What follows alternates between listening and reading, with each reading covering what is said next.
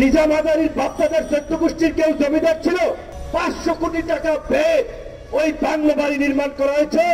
সেই বাংলো বাড়িতে 2টা হেলিপ্যাড, 4টা না 8টা সুইমিং পুল, বিদেশি দেশি এত জীব জন্তু, মাছের খামার, ফুলের বাগান, একেবারে একটা রাজপ্রাসাদ।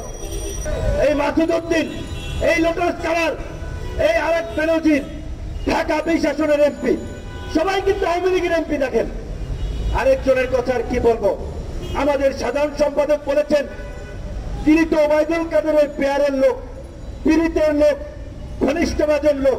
কাজে এই কুখ্যাত লোকের বিরুদ্ধে কথা বললে রাস্তা দিয়ে হাইটে যেতে পারবো কিনা সেটাও তো সন্দেহ। কারণ আমার অফিস আলরাজিতে ওই নিজাম আজারির স্নিগ্ধ ওভারসিজ ওই পল্টনের ওইখানে একটা অফিসে।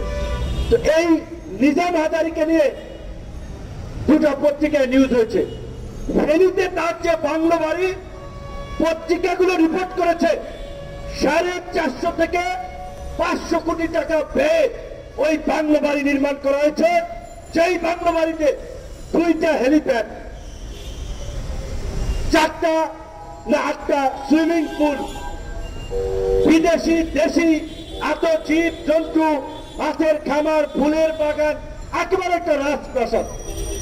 নিজাম আদারির বাপদাদার চোদ্দ গোষ্ঠীর কেউ জমিদার ছিল। নিজাম আদারি চট্টগ্রামে একটা কলেজে পড়াশোনা করেছে, ছাত্রলীগের রাজনীতি করেছে, চান্দাবাজি ধান্দাবাজি করে কোনোভাবে এমপি হয়েছে। সেই নিজাম আদারি কিভাবে আজকে 500 কোটি টাকার বাংলো বাড়ি করে এবং সেই বাংলো বাড়িতে ওবায়দুল কাদের যে কেক কাটে? তাহলে এই দুর্নীতিবাজদেরকে একদিকে তারা দুর্নীতির বিরুদ্ধে 0 টলারেন্সের কথা বলে, আরেকদিকে আবার তারাই তাদেরকে পৃষ্ঠপোষকতা করে।